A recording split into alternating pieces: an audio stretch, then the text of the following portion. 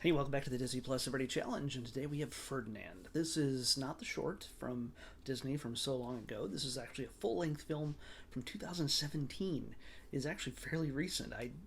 For some reason, I don't know why I thought this movie was much older. It is an hour and 51 minutes long. It's animated, obviously, and it is a charming little movie. It's it was acquired in the 20th Century Fox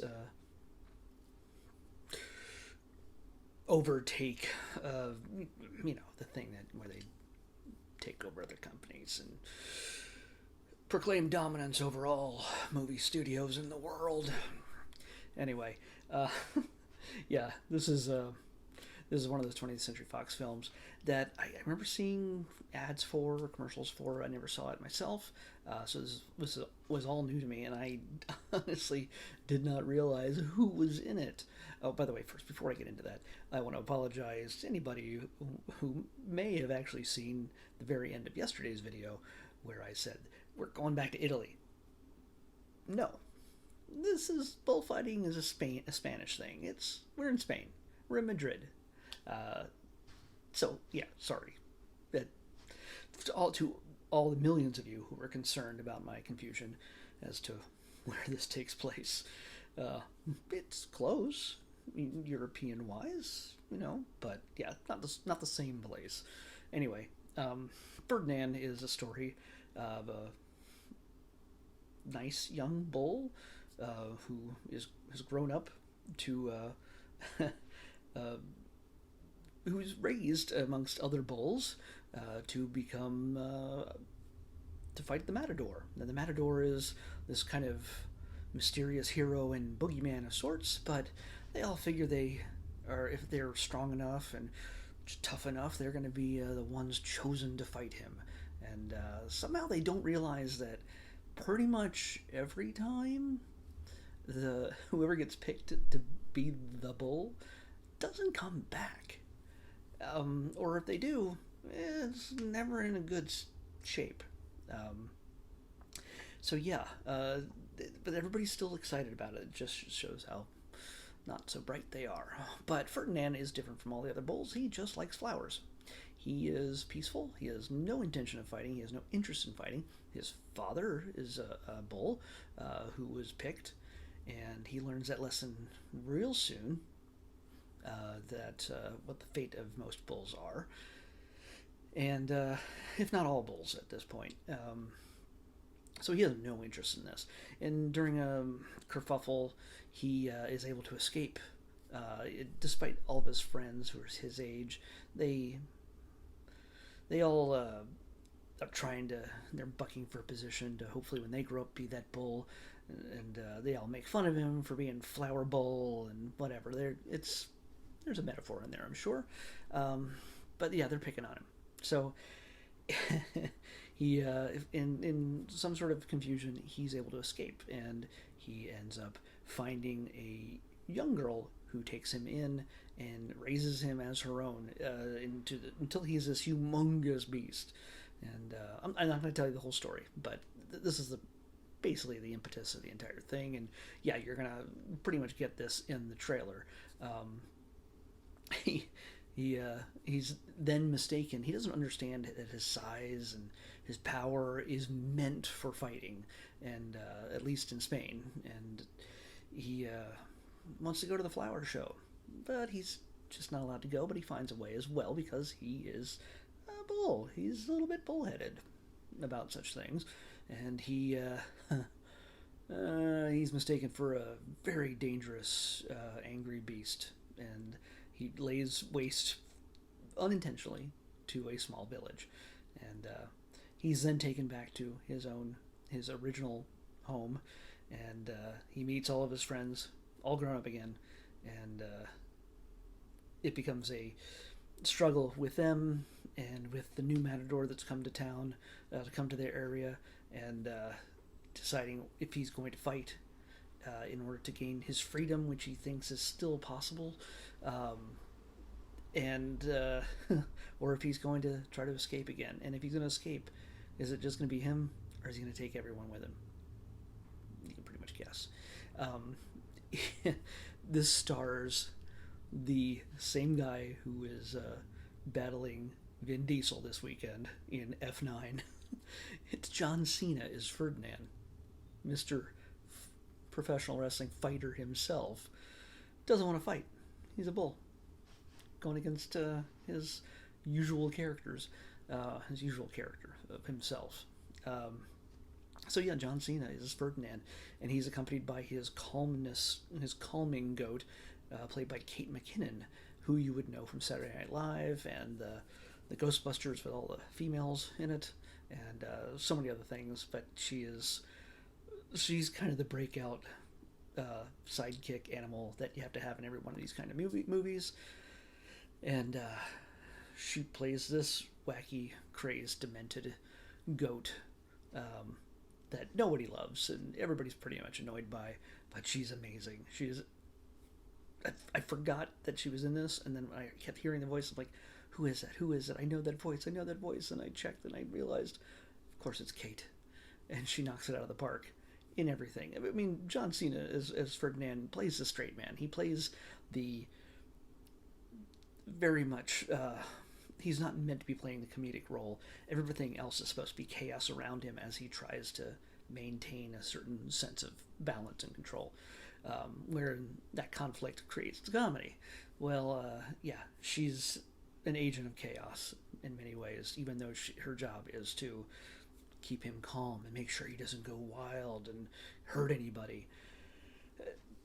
It's an easy job because he has no intention of doing so. And along the way, his enemies, his rivals, amongst the other bulls. One is played by Bobby Cannavale. Bobby Cannavale. He's if you've seen him, you know him. He was in Boardwalk. I'm gonna swear now. No, you know who Bobby Cannavale is. He's very tough guy kind of thing, and he's Ferdinand's main rival. We get who else? Oh, geez, Jeremy Sisto plays Ferdinand's dad. Andre Freak. Yeah, oh, sorry, Anthony Anderson. Peyton Manning. Peyton Manning plays one of the bulls, who whenever he gets a little bit too excited, he throws up. So. There you go, comedy. And the Angus, the Scottish bull, is played by David Tennant, Doctor Who, played by David Tennant in one of the biggest and broadest comedic roles. He just has to lean on his own Scottish accent, and it's hilarious. So yeah. It's all good times. David Diggs is in this. Gabriel Iglesias. Flula Borg plays a very fancy prancing horse, along with two other horses who mock the bulls for their dumbness and their ability to not dance. And it devolves into a dance-off at some point, which shouldn't make much sense, and it should be fairly derivative and not very funny, but it is.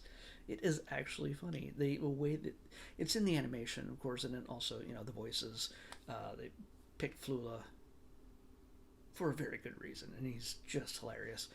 But the dance-off is animated so well that you can watch it over and over again and still enjoy it. It's a really good sequence, and yeah, as you could probably see in the trailer and everything else. There's a car chase involving if Finding Dory can have a car chase with fish, well, they can have a car chase with bulls, and through the streets of Spain. So, and the back roads and the train yards and all sorts of stuff. There's a bunch of action in this, and of course, we have to have a situation where, does Ferdinand is he pushed into fighting even though he doesn't want to, and what happens? And of course, if you've seen the short, you've seen a very much condensed, or at least the original vision of that story. This is a bit more spread out over almost 2 hours, and it's actually good. I know, yeah, there's still the unnecessary pop songs thrown here and there. They put in the Macarena at one point, so they do a modern pop song. They do a Spanish tinged pop song at the end credits. They do a throwback pop song from like the 80s. It's, yeah, they're building out a soundtrack. It's not necessary, but yeah, it's there, and it's good despite that. So rarely do we get movies that have well placed or well selected pop songs. It and this one isn't much better, but it's still everything else makes up for it. The voice acting, the animation. These are the same guys, the Blue Sky, who did all the you know, dinosaurs and the end of the world and the Ice Age, the Ice Age movies. They did the Ice Age movies, and so yeah, it's sweet, it's funny, it's got full of there's tons of action, and you root for everybody, and there's a wide back. There's a lot of supporting characters in this beyond the bulls. There's hedgehogs, there's Bunny, of course, Goat, and there's Nina, I think is her name, the little girl who adopts Ferdinand because she finds him, and it's hers because she finds a stray calf out in a field, and you claim it as your own. So, yeah, it's this is Ferdinand, and it surprised me. I just expected another thin derivative type of film, and it's a story we've seen before through Disney, but it's actually well done. So it's kind of good that it's come back to Disney. So, yeah, I would recommend Ferdinand. I didn't think I'd say that when I first started watching it, but I was wrong. So let's pick up tomorrow's episode. 367. 367. 367. Come on.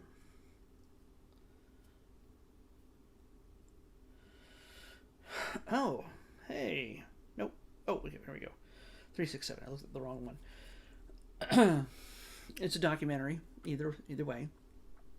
It is very environmentalist in its theming, I'm sure, but it is dealing with a very tragic accident we had not too long ago. It's the oil spill of the century. Maybe it was. Who knows when it was? I assume that it was fairly recent.